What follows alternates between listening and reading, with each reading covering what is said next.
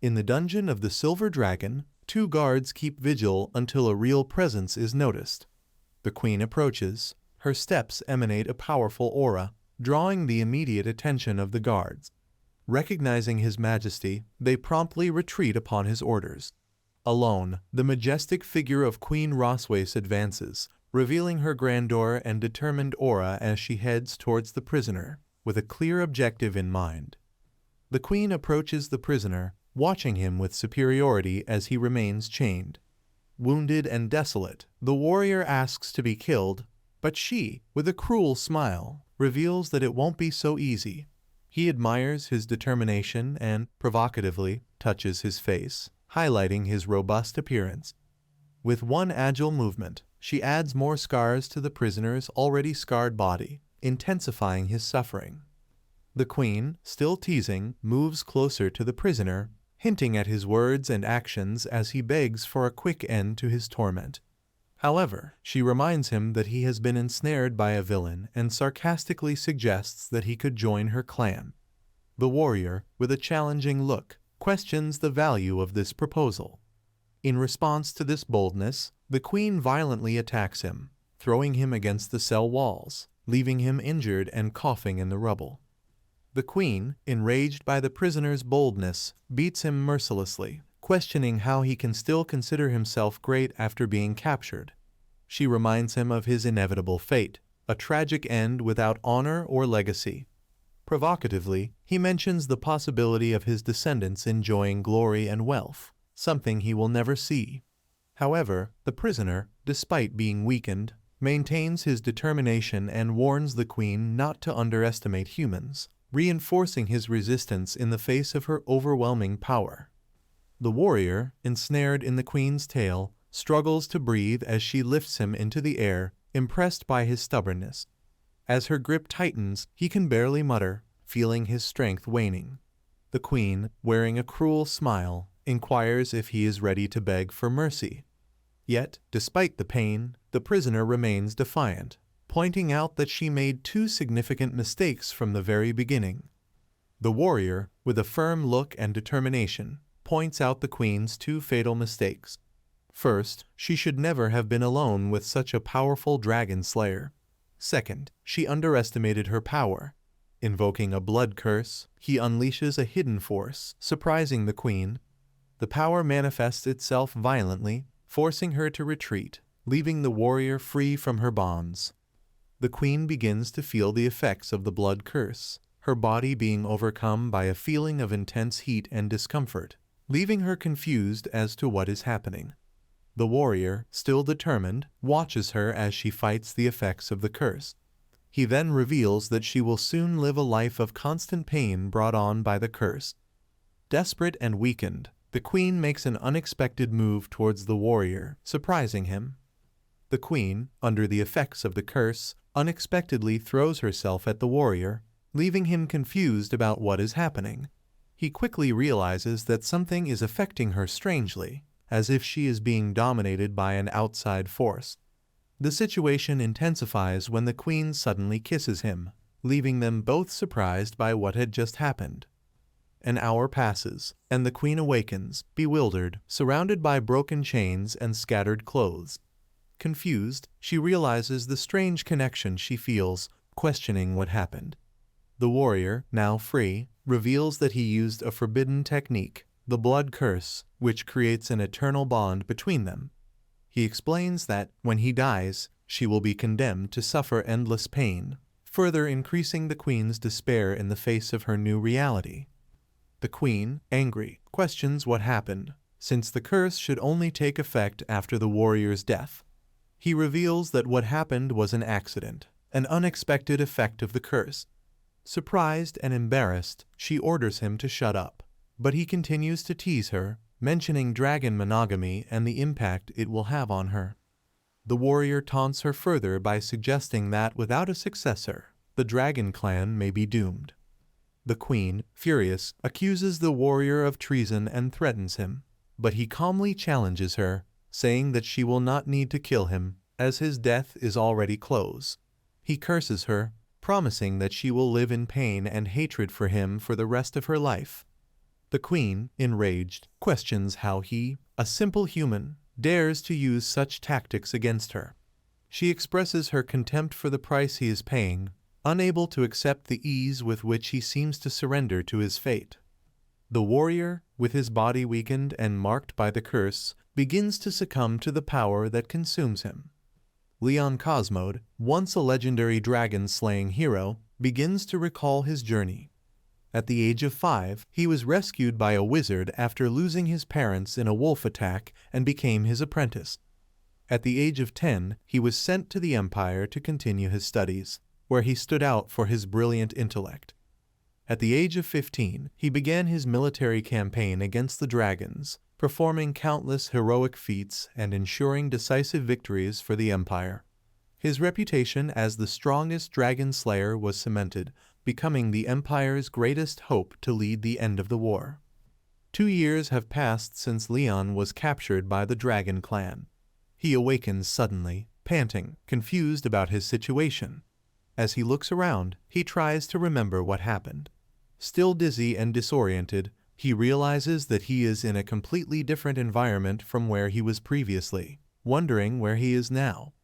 The room, elegant and bright, contrasts sharply with the gloomy scene he had faced before.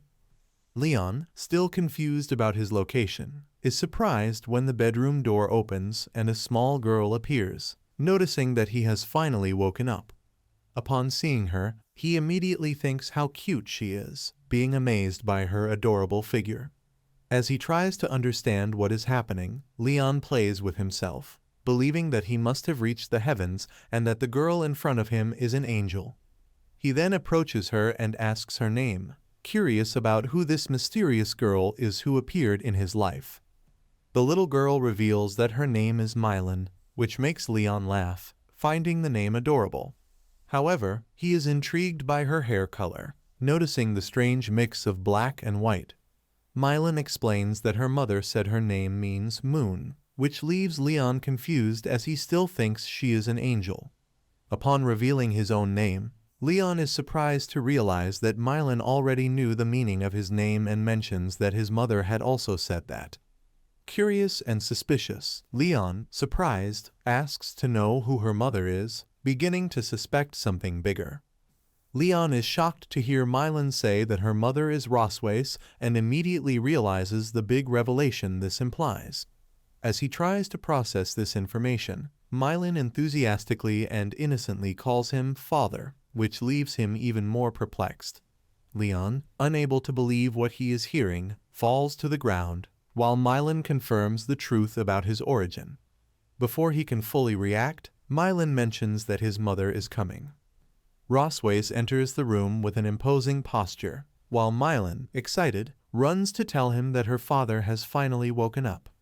Roswace, aware of everything, calmly confirms that he already knew. Mylan expresses her joy at seeing her parents together again, believing that her mother visited Leon every day. Roswace, with an enigmatic smile, confirms Mylan's words, but Leon thinks to himself that only a naive person would believe that. Roswace asks Mylan to go out and play, as he needs to talk to Leon alone. Leon, still stunned, questions whether Mylan is really his daughter, to which Roswace responds directly and ironically, confirming that she is, in fact, his biological daughter. Leon, overcome with confusion and anger, confronts Roswace, questioning why she gave birth to Mylan and implicated him in this fate. He believes she hates him and therefore doesn't understand her motivations. Roswace responds coldly, reminding him that he has been dormant for 2 years and that she couldn't just forget what happened. Leon, furious, claims that they are different and that he would never have touched her if he could help it. Roswace, provocatively, insinuates that touching her is also torture for him, and Leon responds with, "Of course," revealing the intensity of the conflict between them. Leon is thrown back and falls on his back to the ground, scared and surprised by Roswace's attitude. He questions her about what she intends to do, to which she responds with a sinister smile, revealing her desire to engrave a dragon pattern on her body. Roswace begins to conjure a magical symbol, explaining that this would be his mark, symbolizing that he belongs to her and can never leave her. She even teases, mentioning how humans would react to seeing the great dragon's slaying hero carrying a mark that makes him look like a traitor who has surrendered to the dragon clan. Leon, still reeling from the process, questions why Roswace is going so far. She responds coldly, stating that he should understand that the dragon race is ruthless in its revenge, something that goes beyond human understanding. Her wish is for Leon to live in shame, being humiliated by her for the rest of his life. For Roswace, subduing the greatest dragon slayer in history, turning him into his partner or slave in a certain sense, was a great honor, something that would forever mark their history. Roswace, in her dominant position, looks directly at Leon with a look that mixes revenge and satisfaction. She states that it is time to begin, making it clear that what is about to happen is the culmination of her revenge against the greatest dragon slayer in history. For her, subduing Leon in this way is the fulfillment of her revenge, something incomprehensible from a human point of view, but completely justifiable for a dragon. Leon, trapped under her will, finds himself unable to resist the fate that Roswace has in store for him. At the Silver Dragon's castle, the servants comment that the queen is in a great mood, which is no surprise as her husband has finally woken up. Leon, now conscious and walking through the halls, reflects with frustration on the fact that Roswace publicly announced that he was her husband. Although it bothers him, he knows how powerful and terrifying Roswace can be. In his thoughts, Leon remembers how intense and exhausting his previous night with Roswace was, being completely exhausted by her demands. Leon, determined not to be just a toy for Roswace, promises himself that he will never stay in that castle as her prisoner. While planning his escape, he observes the dragons guarding the exits and concludes that it will be impossible to escape through the main door. Finding the lack of guards strange compared to when he arrived 2 years ago, he reflects on how quiet and strange the castle is. Suddenly, he notices a hole in the vegetation, intrigued by the possibility of escaping there. Leon hesitates for a moment when he sees the hole, suspecting it could be a trap, but decides he has no other choice. Determined to escape, he prepares to cross regardless of the danger. Meanwhile, Mylan watches from above, delighted, and comments to her mother how cool it is to see her father digging a dog hole.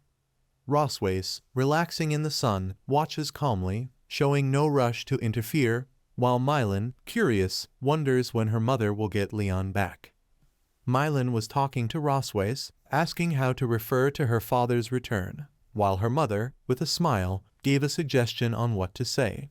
Soon after, the scene changes, with Leon running through the vegetation, determined to escape the dragon's territory. He finally comes within sight of the border between the human and dragon domains, but even after so much effort, worry still consumes him. He wonders if Roswace is already on his trail, fearing that she would catch up at any moment, even after running a great distance. After a while of running, he begins to believe that he might have finally left the dragons behind, but his hopes are quickly dashed. The moment he relaxes, Roswace, in her dragon form, reappears in the sky, threatening. She seems to enjoy the chase, as if it were a game of hunting. Leon, noticing the great dragon's approach, feels the pressure increase. Roswace's cruel game continues, and Leon knows that escape will be almost impossible. He recognizes that he has been caught in a trap and realizes that it will be difficult to escape, even if he tries to fight the situation. The imposing dragon is amused by Leon's despair, implying that the entire situation was planned to test his resolve. Even so, Leon doesn't give up, determined not to be the dragon's plaything anymore. The gigantic creature, with its sharp claws, grabs the boy and lifts him into the air, while he tries to fight against the grip. Then, the winged being takes him through the skies, flying quickly until launching him from a considerable height. The young man falls out of control, screaming as the wind whistles around him. 3 hours pass, and he is abruptly hurled toward the forest. His body slams against the trees, bouncing between the branches until he hits the ground hard, leaving him lying and groaning in pain on the damp, dark forest floor. Leon, after being thrown by the dragon, falls into the forest and tries to recover from the impact. As he looks around, he realizes, with surprise, that he is close to a human city, a familiar territory that he had left behind. However, before he can think about returning to his world, he is confronted by the presence of Rosways, who warns him that, even with the city so close, he will not be able to return to his old life. Leon, feeling overwhelmed by the sudden heat that courses through his body, tries to resist the pull imposed by the dragon's mark. He stares at Rosways, who teases him about the physical reaction caused by their proximity. The tension in the air increases as she reveals the real reason she brought him here, close to the human city. She wants him to understand the shame he feels, confronting him with the proximity of home. Determined, Leon stands firm, stating that despite everything, he will patiently wait until the right moment to avenge the humiliation that Rosways put him through. He promises that when the opportunity arises, he will make her pay for everything. Rosways smiles enigmatically, calmly accepting Leon's words. She defiantly states that she will be waiting for him, whether alive or dead, making it clear that the situation between them is far from resolved. Leon decides he doesn't want to be treated like prey and decides to walk alone, but Rosways watches him as he tries to prove himself. She estimates that it would take him at least 10 days to reach the castle on foot, but she lets him try. After a while, Leon already feels exhausted. The protagonist states that he is not tired and continues walking alongside the dragon woman, who comments that the only resistant thing about him is his mouth. Then, they both notice a group of soldiers from the Dragon Slayer army approaching, which leads the protagonist to see an opportunity to get rid of the dragon woman. He quickly thinks that those soldiers might be his chance to escape her. Leon realizes that if he asks for help, Rosways will kill the soldiers without hesitation, so he pretends that everything is fine. A knight from the Dragon Slayer army approaches and offers a ride, introducing himself as Walker, the captain of the army's 4th unit. Leon tries to remain calm as he thinks that if he calls for help, Rosways will kill everyone without hesitation. A knight approaches and asks if they are lost, but Leon replies with a forced smile that they are just hanging out, not wanting to involve innocent people. The knight then offers a ride, commenting on the dangers of the forest. Leon thanks him but becomes nervous when he realizes that the knight begins to suspect his identity. Rosways notices the tension and prepares to act. Leon tries to avoid attracting attention, while the person in the armor notices something strange but decides not to interfere and continues on his way. After that, Rosways scolds Leon, saying that he may be intelligent at times, but he is far from understanding everything. She reminds him that he needs to learn to survive on his own, and that even though she is his wife in the eyes of some, that doesn't make her his true wife. Leon feels exhausted by the situation, but there is still a long way to go. After an exchange of barbs and physical exertion, Leon faints. The silver-haired woman observes the situation and, with a disdainful expression, lifts his unconscious body, judging the human's fragility. It then takes him away, transporting him in her dragon form, flying towards the horizon. Leon wakes up in the castle, confused about how he got there. He realizes that it was Rosways who brought him back, finally capturing him as prey. His daughter, excited, says that it was she who bandaged Leon's injured hand. Leon watches Mylan with a smile. "Well, Mylan is amazing," he comments, feeling joy in her presence. Mylan, amused, lets out a little laugh. Leon then becomes serious, warning, "Mylan is so cute, but when you grow up, you must remember not to be like your mother." Her expression changes, confused, as she thinks, "Why can't I be like her?" Leon looks surprised, his eyes widening when he hears the question. "What's wrong with being like me?" The shock is instantaneous. He hesitates before responding, trying to hide his confusion.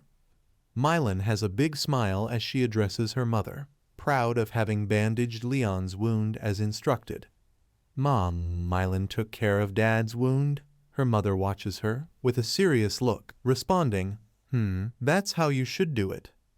Later, Mylan, now with an obedient tone, confirms, "Yes, mother," noticing the rigidity of the maternal figure. Leon, with a protective smile, suggests, "Mylan, how about you hide in the garden first? I'll come out to find you when I reach 100, okay?" She nods excitedly while thinking, "What a strict mother." Excitement lights up Mylan's face when she hears that her father wants to play hide and seek. She is full of joy, jumping with excitement, as if she can't contain her happiness. Leon, in turn, reassures her that she is not like her mother and encourages her to hurry. As the game begins, Mylan counts out loud, her excitement growing with each number. Leon, noticing her speed, hesitates in his counting roll, amused by his daughter's concern, who begs him not to count so quickly. However, amidst the fun, an air of tension emerges. Leon turns to Mylan's mother, expressing his concern. He confronts her, showing that he is aware of what is happening, questioning whether she is being too harsh with the girl. The tone of his voice makes it clear that he cares deeply about Mylan's well-being and wants to ensure that fun prevails even in an environment of discipline. The conversation revolves around dragons, as the elegant figure seated boasts about how they have all gone through trials and trained their children to become strong warriors. Leon listens thoughtfully, questioning whether Mylan really is a complete dragon, as her cuteness doesn't fit well with this stereotype. The woman's response is straightforward. Being called cute is almost an insult for a dragon. Leon, always in his relaxed manner, praises the woman, saying that she is also very cute. A peculiar gleam in her eyes indicates that his words have reached her. But soon the atmosphere changes. The woman reveals her fiercer side, telling Leon that he is just a means of relieving her anger. The sharp words and physical proximity create a tense atmosphere between them. Leon, undeterred, keeps his gaze steady as she expresses her frustration. Leon, with a confused expression, listens to the woman who introduces herself as the Dragon Queen. She expresses relief that he understands the responsibility that comes with royalty and mentions how busy she is with government affairs. Leon notices that Mylan's well-being is in his hands, which makes him feel a greater weight. The Queen comments that Mylan really likes him, and this makes an involuntary smile appear on her face. He is beginning to understand the dynamic that is forming between them. However, she soon remembers that she is very busy, almost as if the dragons are responsible for raising the children. Leon is perplexed by the idea, and meanwhile, Mylan, behind a column, is a little nervous. He turns around and, with a worried expression, asks if she really thinks she can hide behind him. Her thought is innocent, but he wonders if she is a little too naive for this kind of game. Leon, all excited, finally finds Mylan and announces with a wide smile. She, however, seems a little distant, which makes Leon worried. This child, is she mad? He thinks, noticing her expression. Trying to apologize, he says he is sorry for making her wait, trying to distract from the tension in the air. But before he can relax, Mylan runs towards him, and the look in her eyes makes it clear that something isn't right. Leon's heart skips a beat as he calls out to her worriedly, "Mylan, what's wrong?" With a mixture of confusion and concern, he wonders why she is running. Leon quickly stands up, protector instinct activated, as the situation takes an unexpected turn. The atmosphere is tense, and he needs to find out what is going on. Leon is confused and worried, wondering where Mylan could be. He had just seen her pass by, but now he has no idea where she has gone.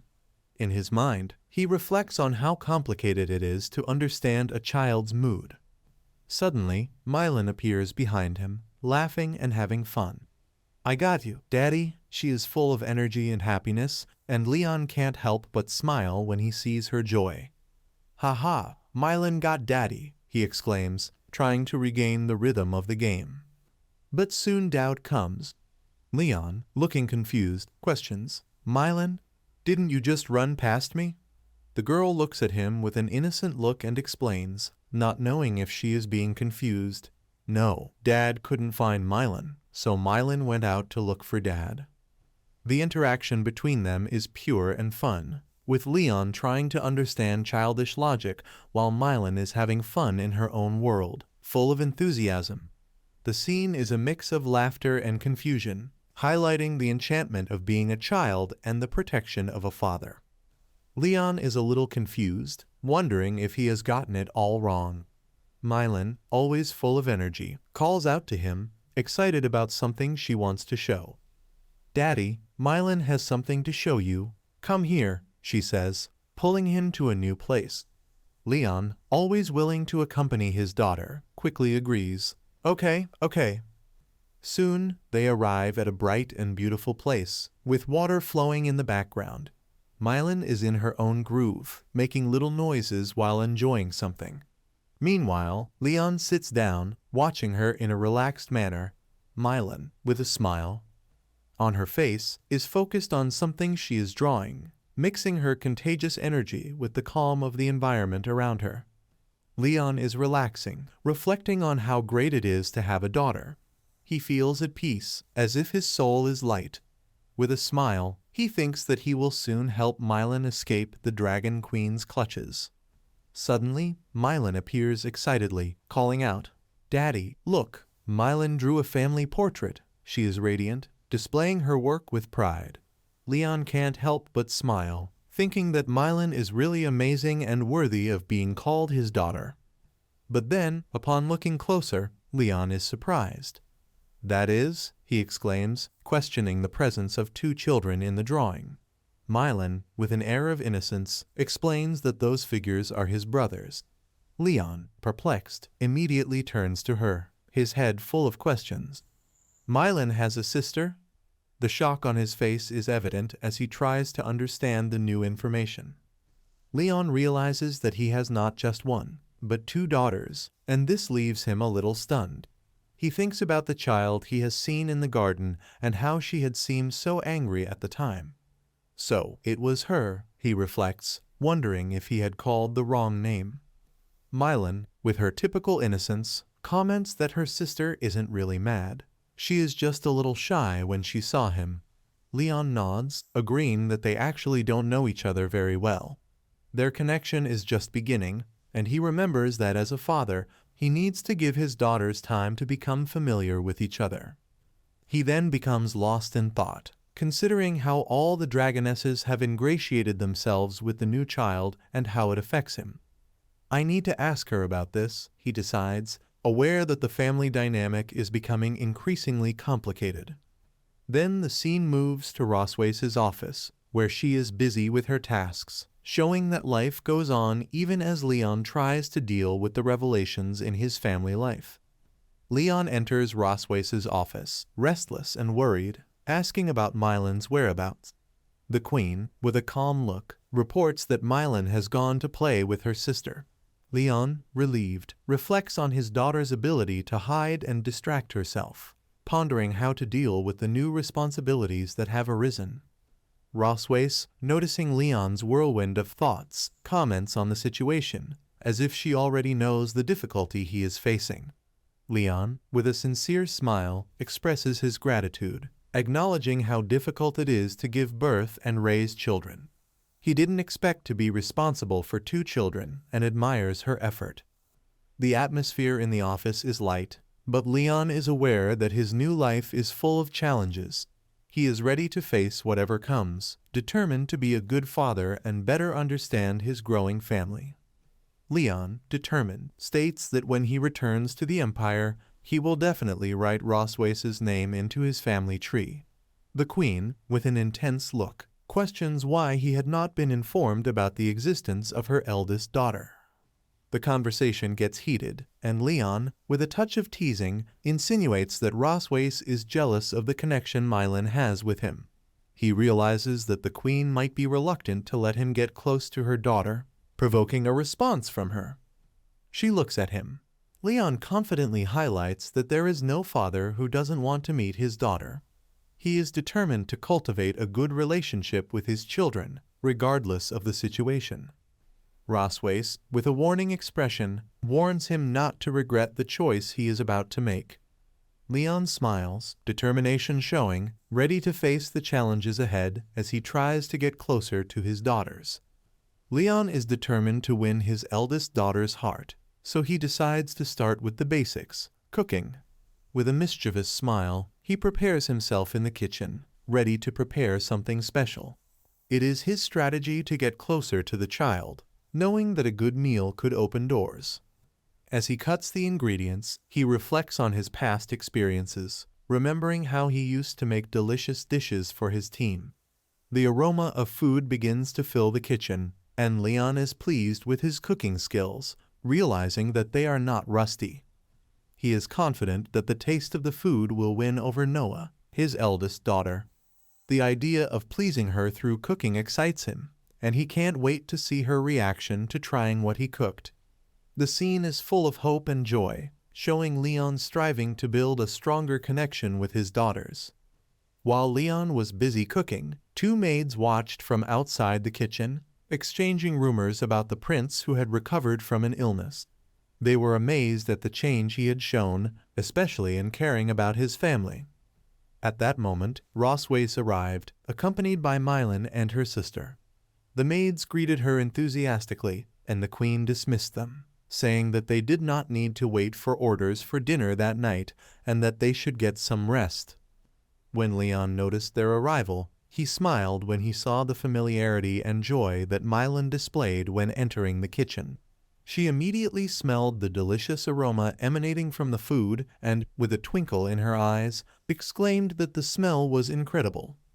Leon felt accomplished, knowing he was preparing a special dish, like stew and meat, that his daughters would love. The atmosphere was one of anticipation and affection as the family gathered around the table, ready to share a meal and strengthen the bonds that were forming. Leon watched Noah, his eldest daughter, and wondered if she really felt the paternal connection he expected. With a touch of frustration, he wondered why reality seemed different from his expectations. It was clear that the situation with the Dragon Queen had affected the dynamic between him and his daughters. The queen, observing their interaction, realized that Leon was dealing with the complexities of becoming a father. She had already foreseen this situation and, therefore, had not introduced him to Noah before. At this point, Roswace intervened, deciding it was time for formality. She asked Noah to introduce herself, marking the beginning of a new phase in the relationship between Leon and his daughters. Noah, with the innocence of a child, confirmed that she was the Dragon Queen's eldest daughter, introducing herself proudly. Leon introduced himself to Noah, explaining who he was and that he was her father. He hoped this first step would help establish a connection. Noah looked at him curiously, responding neutrally, which made Leon wonder if she was hesitant or had some kind of resentment. Meanwhile, Mylan, trying to help the situation, whispered to her sister, asking her to say more and not embarrass their father. The atmosphere was a mix of nervousness and hope, with Leon trying to understand his eldest daughter's resistance. Noah, in her innocence, began to question Leon's strength, pondering whether he really was her father. Leon, a little frustrated by his daughter's doubts, felt challenged by her perception. The situation was unfolding unexpectedly, and he knew he would have to work hard to earn his daughter's trust. Leon found himself in a complicated situation, facing what seemed like his first challenge as a father. He looked at Noah, who displayed unexpected resistance and a questioning attitude. His eldest daughter seemed unsure about him, which created a mixture of frustration and determination within him. While reflecting on the situation, Leon realized the importance of this moment for his new family life. The scene symbolized not only a father's struggle to gain his daughter's trust, but also the transformation that was happening in their lives. Leon knew he would have to find a way to overcome this challenge and strengthen family ties, proving himself worthy of the role he had been given. The crisis, although difficult, was an opportunity for growth for him and Noah. During dinner, Leon reflected on how family dinners were supposed to be enjoyable times to connect, but the situation was different for him. He turned to Noah, who seemed hesitant as he cut the food, and asked his sister for help. The contrast between the two daughters was remarkable. Although they looked similar, their personalities were completely different. Meanwhile, Leon tried to find out if Noah liked the food he had prepared, looking for a positive answer that would help him establish a good impression. However, Noah's response was unexpected and somewhat negative, leaving Leon surprised and feeling frustrated. Rossways, watching the scene, couldn't help but laugh at the interaction between father and daughters. The moment was light, and her happiness was evident when she saw Leon trying to get closer to the children, showing that even in the midst of challenges, there was room for joy and laughter. Mylan, curious, asked her mother why she was so happy, and the queen replied that it was because Leon was finally reunited with his family. The atmosphere at dinner began to warm up, and interactions, although fraught with challenges, were beginning to form bonds that could grow stronger over time. During dinner, Rossways noticed Leon's smile and commented on how happy he was to be with his family. Mylan excitedly asked if Leon could have dinner with them every day, leaving Leon in a moment of hesitation. However, Noah, with a determined expression, intervened, refusing the idea. She wanted to focus on her education at the Young Dragon Academy, where she was eager to enroll. Mylan, admiring her sister's determination, questioned the reason for the refusal, creating slight tension at the table. As Noah explained her desire to study and become strong, Rossways felt proud of her daughters. Leon, upon hearing Noah's words, couldn't help but feel a little nervous. The idea of having daughters with such big aspirations made him reflect on his responsibility to support them on their journeys.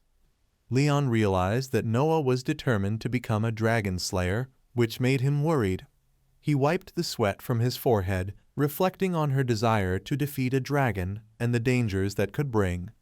With a tone of concern, he tried to warn her about the risks a child could face when getting involved with dragon hunters. However, Noah, in her determination, rejected the idea of being treated like a child. Her defiant attitude made Leon wonder if he was being too protective. Leon was aware that he needed to find a way to support her while also protecting her. Rossways, in turn, seemed to approve of Noah's determination. She believed that the sooner the young girl learned to fight, the stronger she would become. Leon felt torn, knowing that if he continued to oppose Noah's desire, it could push her further away. He thought that in order to keep Noah from hating him, he would need to find a way to support her without appearing weak or incapable.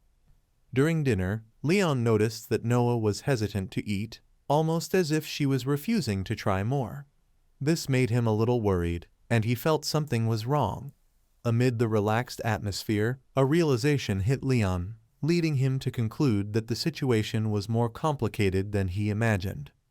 Rossways, with a commanding demeanor, appeared to be amused by the situation, but was also determined to ensure that the dinner was not just a meal, but a significant event. Leon became alert when he noticed her expression, sensing that something unexpected was about to happen. Rossways revealed that she intended to use this opportunity to test Noah's skills at the academy, which made Leon feel butterflies in his stomach. The idea that her daughters would have to prepare for even greater challenges was frightening but also exciting. He knew the pressure was mounting, but his daughter's determination was undeniable. After dinner, the sisters looked at each other and began to interact in a light and fun way, showing that, despite the difficulties, love and joy still predominated in the family. The dinner was a success, marking the beginning of a new chapter in their relationship. After dinner, Leon offered to clean the dishes, but Rossways quickly corrected him, suggesting that the servants take care of it. He believed that by cleaning and washing together, they could reinforce the family spirit he so wanted to create. Leon, always optimistic, wanted the atmosphere around them to be harmonious, even if it only meant a symbolic gesture. He believed these moments would help build a stronger connection between everyone. In the meantime, Mylan entered the room, excited and full of anticipation about what the future might hold. Their interaction was becoming more natural, and Leon felt encouraged to realize that, even amid the challenges, there was room for moments of joy and togetherness. After the meal, Rossways accepted Leon's offer to clean the dishes, but Mylan, full of enthusiasm, quickly declared that she also wanted to help. She pulled Noah, excited at the idea of working together. Their interaction brought a light touch to the situation, and Leon watched with a smile as his daughters displayed a collaborative spirit. Mylan pulled Noah, asking where they were going, leaving Leon curious about what they were planning. The atmosphere was becoming more relaxed, with Mylan's childlike energy infecting everyone around her.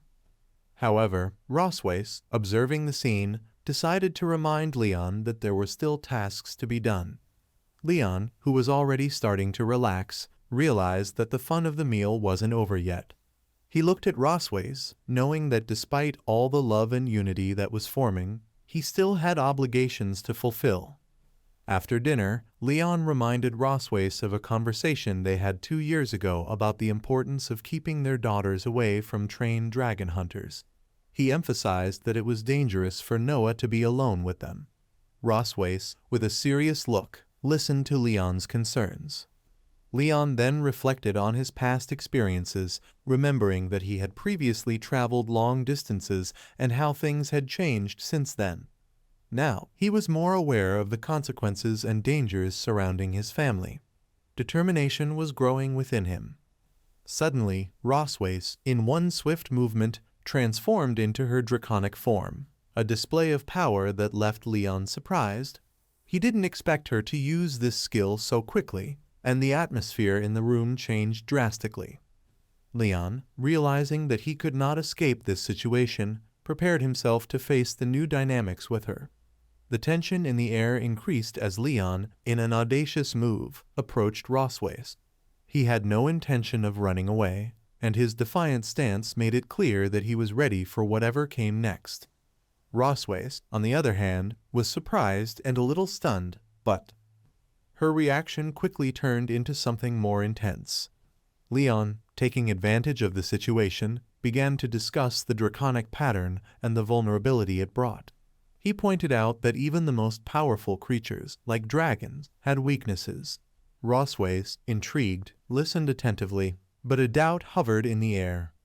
Then, the conversation became even more intriguing when Leon questioned whether she had already been conquered, raising a question about the power and control she normally wielded. This provocation provoked an unexpected reaction from Roswace, who seemed to contemplate the depth of the question. Leon, aware of what was at stake, did not back down. He knew this interaction wasn't just about power, but about building a true relationship, an attempt to better understand his daughter's mother and the dynamics they shared. Their relationship was at a turning point, and Leon was determined to find a balance between protecting his family and understanding the forces surrounding them. Leon was surprised to see Roswace's expression, which reflected a mixture of anger and confusion. He couldn't help but feel a certain pleasure in teasing her. Roswace, in turn, was clearly uncomfortable but also intrigued by Leon's attitude, as his words reverberated, leading to a silent confrontation of sorts. The scene, apparently light, became more intense with each exchange of glances. Meanwhile, the other characters watched from afar, with expressions that varied between astonishment and amusement, adding a touch of humor to the moment.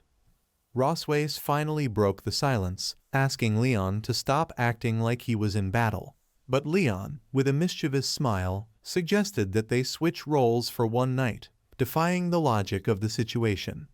The words were full of friendly provocation, but they made it clear that he was ready for any reaction. Leon looked at Roswace, his expression mixing confidence and provocation. He remembered how he always wanted to keep his family together, even in the most unexpected situations. With a touch of humor, he decided not to be intimidated. While Leon played, Roswace tried to regain her composure, but her tale betrayed her emotional state. She asked him to let her go, but the intensity of the situation was clear. Leon, with a mischievous smile, made a remark that made Roswace hesitate. He knew he was playing with fire, but the tension between them was palpable. Upon realizing that his provocation had had an effect, he was about to take the next step in their interaction. The conversation took a more serious turn when he challenged Rosways, reminding her that she, as a dragon, was not invulnerable. Her question hung in the air, and Rosways stopped, considering her position. But before things could get any more heated, the situation became awkward when the maids entered, noticing the transformation of the surrounding space. Leon, noticing their attention, decided to act quickly, asking Rosways to remain calm. The dynamic between them was strange, a mix of competition and a new form of partnership.